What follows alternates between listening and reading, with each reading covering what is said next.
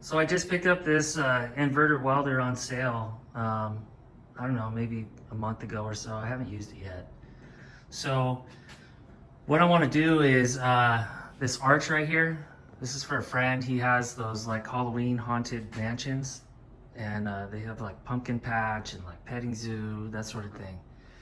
So really big during Halloween time. So anyways, he's worried that somebody might hit their head on those bars going across. So what he wants to do is wants to raise it up at least a foot and a half, maybe 2 feet. So that's what we're gonna do. This tubing, I don't know what it is off the top of my head. I think it's 1 5/8, most likely 16 gauge. Could be 17 gauge, doesn't really matter. So I got the welder pretty much ready to go. So surprisingly, it already had the wire in it and it looks like it's been used. So I don't know. Must have been like open box. Somebody used it and returned it or something, didn't like it. The drive roll right here was pretty loose, so I don't know. Maybe they didn't do something right. Anyways, some people like to set up their MIG welder by hearing, like my dad, you know, he likes to hear like a sound like bacon. That's what a lot of old school welders say. Me personally, I like looking at the chart. Most welders have a chart on the inside, which pretty much tells you all the settings for what you're doing. So we're gonna be welding like 16 gauge. So I would say the wire size is gonna be 3/0. So I would say my settings are gonna be C4. So C for the power and 4 for the wire speed. This is a 16 or 17 gauge. But most MIG welders have a chart on the inside of the door, and I personally like sticking by that. They've already done the homework to try to figure out what welds the best at what setting. So here's my miller. See pretty much all the different settings. Shows you. So I'm gonna try not to waste any time messing around. Just set it to the thickness that I need to weld. I believe these are set to a 1G position. That's what the settings are for. So if you're gonna go vertical uphill or something else, you might have to change your settings. But all right, so I made my marks. I'm gonna go ahead and cut it now with a porta band. So the blade might get stuck on this inside one just because of the tension. If it does, it's not gonna do it. It happens all the time.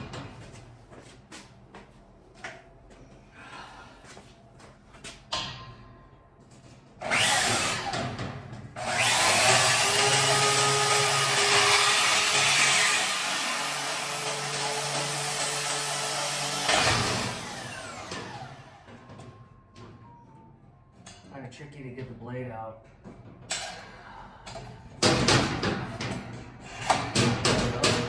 I'll cut this side.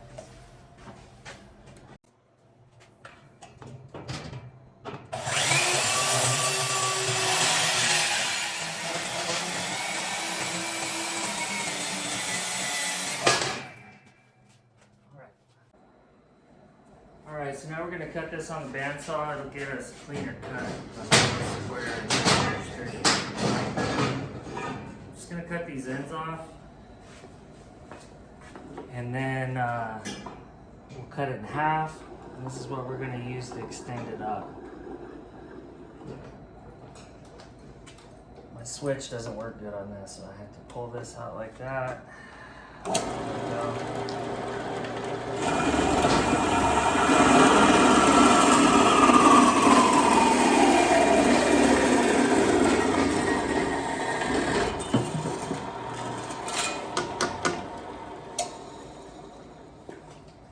Supposed to be an automatic stop on that, but it doesn't quite work right.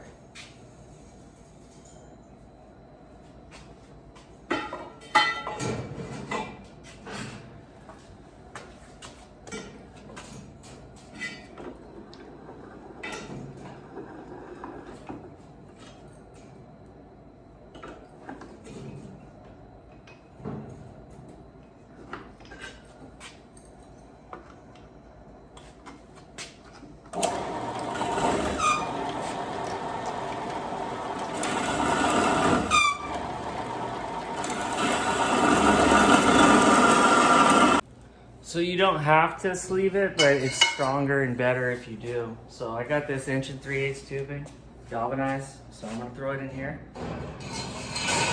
And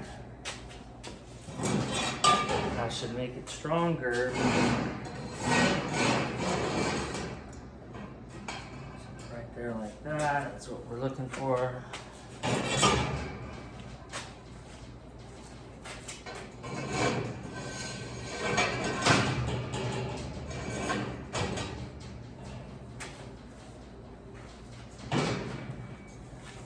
This might be hard to get in because it kind of has like spring back sometimes. Actually, that one's quite easy. Just start tacking this thing up. So, got the welder all ready to go. When you're welding galvanized, it's toxic.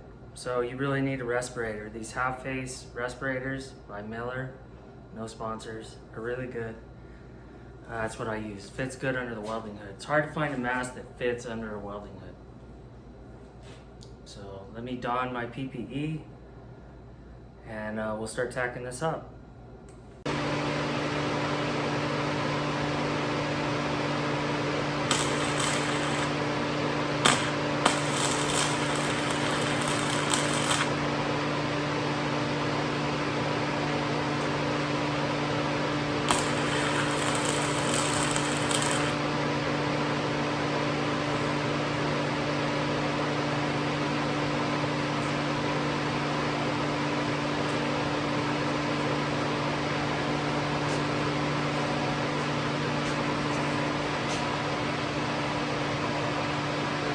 We'll turn it up a little bit with a little bit more power.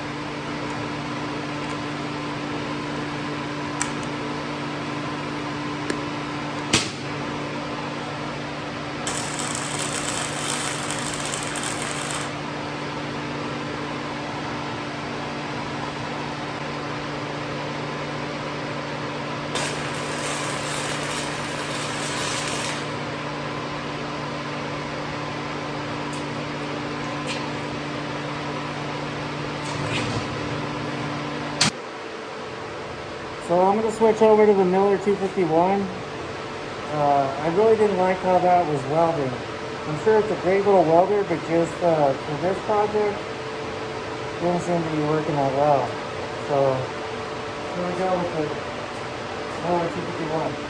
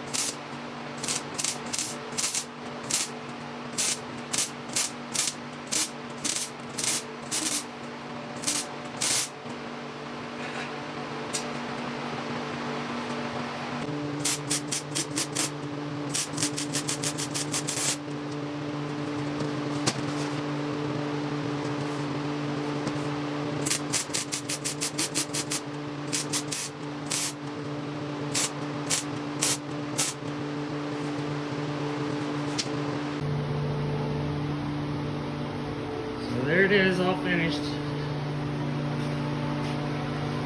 Galvanized is not well pretty.